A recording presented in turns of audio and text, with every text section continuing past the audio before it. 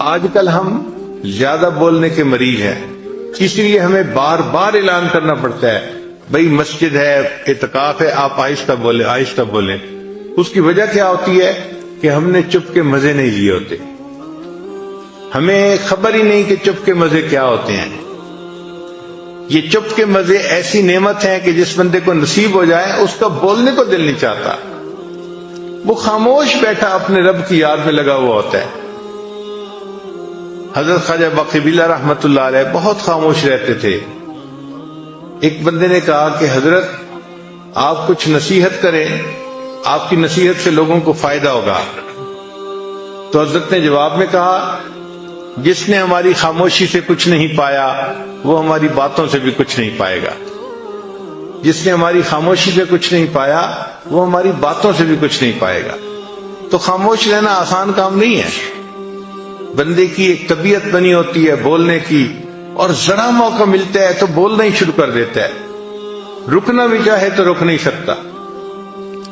اور جس کو خاموشی کے مزے اللہ تعالیٰ فرما دیں اس کا دل گھبرا رہا ہوتا ہے کہ کیوں اتنی ٹرٹر ہو۔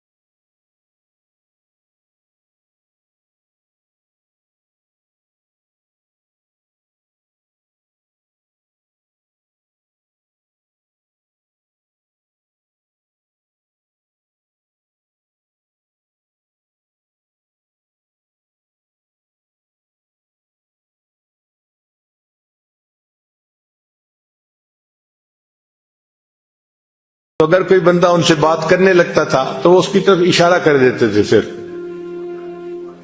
بھئی دیکھ لو یہ سائن ہے، خاموش، اس طرح خاموش رہتے تھے۔ حضرت مفتی محمد شفیع رحمۃ اللہ علیہ اور حضرت مولانا یوسف النوری رحمۃ اللہ علیہ کے بارے میں آتا ہے کہ جب دونوں شہزادوں نے علم حاصل کر لیا تو تھانہ بھون حاضر ہوئے کہ حضرت کی خدمت میں کچھ وقت رہتے ہیں۔ اب جب وہاں گئے تو عشاء کی نماز پڑھ کے کمرے میں آئے، دونوں کو رہنے کے لیے ایک ہی کمرہ دے دیا گیا تھا۔ تو کچھ بیٹھے تو کوئی بات چیت شروع ہو گئی، تازہ علم پڑا ہوا تھا، بات ہوتی گئی۔ تھوڑی دیر کے بعد جو خانقاہ کا خادم تھا بوڑھا وہ آیا، اس نے آ کے دروازہ کھٹکھٹایا کہ جی خانقاہ میں عشاء کے بعد باتیں کرنے کی اجازت نہیں ہے، آپ چپ ہو جائیں۔ وہ چپ ہو گئے، مگر اس کو روٹین میں لیا، اور تھوڑی دیر کے بعد پھر کوئی مسئلہ شروع ہو گیا، پھر باتیں شروع ہو گئیں۔ جب پھر باتیں شروع ہونے لگیں تو تھوڑی دیر کے بعد وہ خانقاہ کا خادم آیا اور اس نے آ کے کہا کہ جی مجھے حضرت کی طرف سے یہ حکم ہے کہ جو ایک دفعہ منع کرنے پہ نہ رکے اور پھر باتیں کرتے رہے، اس کی سامان کی گٹھڑی اس کے سر کے اوپر رکھو اور اس کو خانقاہ سے دھکا دو، جاؤ۔ جب آپ نے بات سمجھنی نہیں تو رہنے کا کیا فائدہ، کیوں وقت اپنا بھی ضائع کر رہے ہو، ہمارا بھی ضائع کر رہے ہو۔ تو اس نے کہا جناب میں دوسری دفعہ آ کے بتا رہا ہوں، اب اگر میں نے آپ لوگوں کی آواز سن لی تو میں نے آپ کا سامان آپ کے سر پہ رکھنا ہے اور آپ کو خانقاہ سے نکال دینا ہے۔ پھر دونوں کو احساس ہوا کہ خاموشی کی اہمیت کتنی تھی، کتنا سیریس معاملہ تھا۔ پھر اس کے بعد وہ نہیں بولے۔ ایک عالم آئے حضرت تھانوی رحمۃ اللہ کو ملنے کے لیے، بڑے عالم تھے، مگر حضرت نے انہیں کہا کہ آپ نے بات نہیں کرنی، چنانچہ وہ بالکل نہیں بولتے تھے۔ تو تھانہ بھون کے جو مقامی لوگ تھے وہ ان کو گنگا سمجھتے تھے، کیونکہ کبھی بولتے سنا جو نہیں، اس کو کوئی بات بھی کرنی ہوتی تھی تو اشاروں سے کرتے تھے، تو لوگ ان کو گنگا سمجھتے تھے۔ جب وہ کچھ عرصہ رہے اور ان کے اوپر رنگ چڑھ گیا तो अब हजरत ने एक दिन उन्हें कहा कि आप दरस कुरान दें। तो उन्होंने दरस कुरान देना शुरू किया। तो मकामी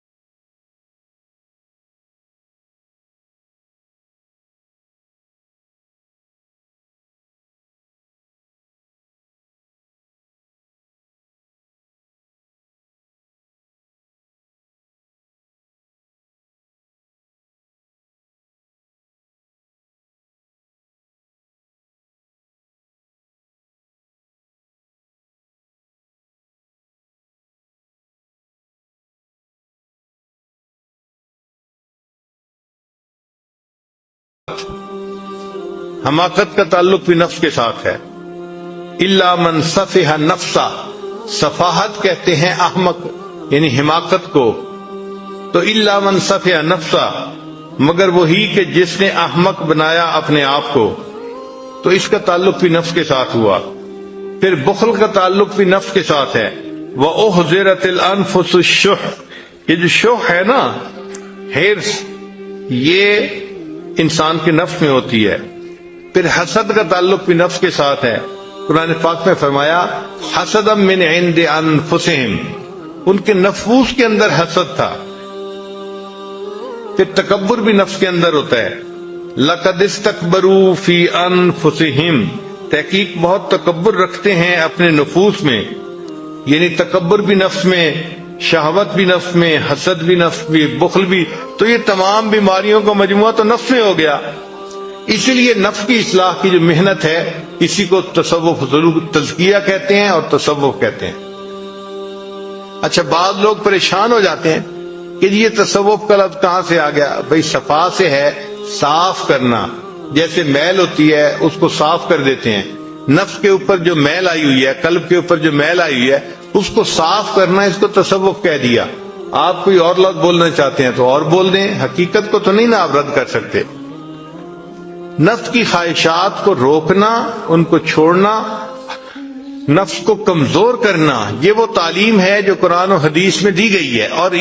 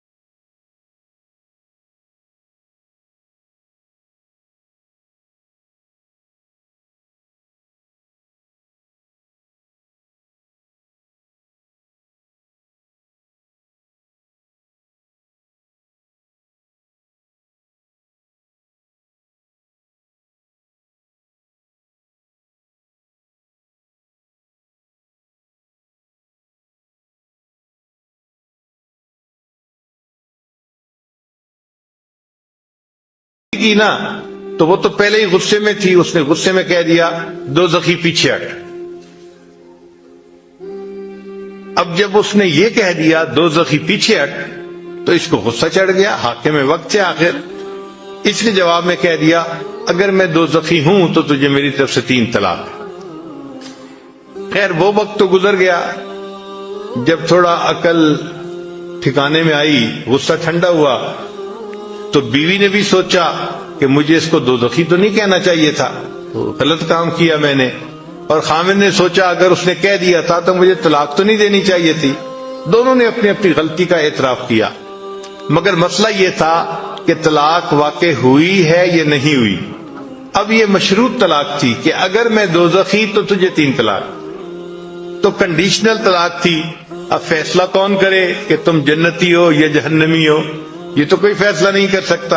یہ تو فیصلہ قیامت کے دن میزان پہ اعمال تلنے کے بعد ہوگا. کون جنتی ہے، کون دوزخی ہے، کون مقبول ہے، کون مردود ہے. بے خبر کیا خبر تجھ کو کیا کون ہے.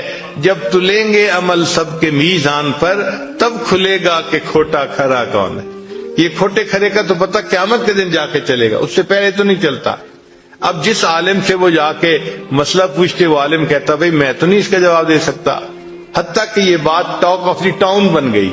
ہر بندے کی زبان پہ یہی مسئلہ کہ جی ایسا واقعہ پیش آیا ہے اور کوئی عالم اس کا جواب نہیں دے رہا. امام شافعی رحمۃ اللہ علیہ لڑکے تھے، اس وقت چھوٹی عمر تھی.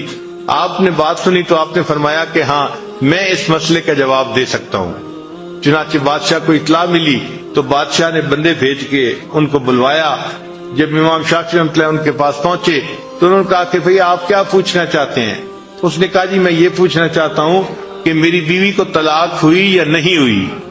تو امام شافعی رحمۃ اللہ نے فرمایا کہ اس کے لیے میں آپ سے ایک بات پوچھوں گا نجی زندگی کے بارے میں، آپ مجھے صحیح صحیح جواب دیں، پھر میں آپ کو اس کا جواب بتاؤں گا۔ اس نے کہا پوچھیں۔ امام صاحب نے کہا کہ مجھے اپنی زندگی کا کوئی ایسا واقعہ سنائیں کہ جب آپ بڑا گناہ کرنے پر قادر ہوں اور اللہ کے ڈر کی وجہ سے آپ نے گناہ نہ کیا ہو، کوئی ایسا واقعہ آپ کی زندگی میں آیا، کوئی ایسا موقع؟ تو بادشاہ نے سوچ کے کہا ایک مرتبہ ایسا موقع پیش آیا۔ بھئی کون سا واقعہ؟ اس نے کہا جی کہ ایک دفعہ میں دفتر سے ذرا جلدی اپنے گھر آ گیا، اور جب میں اپنے کمرے میں داخل ہوا تو میرے کمرے میں جو کام کرنے والی ایک نوجوان لڑکی تھی وہ کام کر رہی تھی، یعنی بستر ٹھیک کر رہی تھی، صفائی کر رہی تھی۔ میں کمرے میں داخل ہوا تو میں نے کنڈی لگا دی۔ جب کمرے میں دیکھا تو وہ جوان لڑکی میرے بیڈ کے پاس موجود ہے۔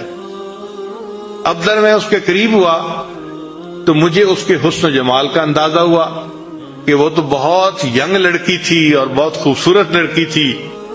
تو میں نے جب اس کے حسن و جمال کو دیکھا تو میرے دل کے اندر خواہش پیدا ہوئی۔ اب اللہ نے عورت کو سمجھ دی ہوتی ہے، چنانچہ وہ لڑکی فوراً سمجھ گئی بادشاہ کے انداز سے کہ اس کے قدم اٹھانے کا انداز اچھا نہیں ہے۔ تو جب بادشاہ اس کے ذرا قریب ہوا نا تو لڑکی نے کہا یا ملک اتق اللہ، اے بادشاہ اللہ سے ڈر۔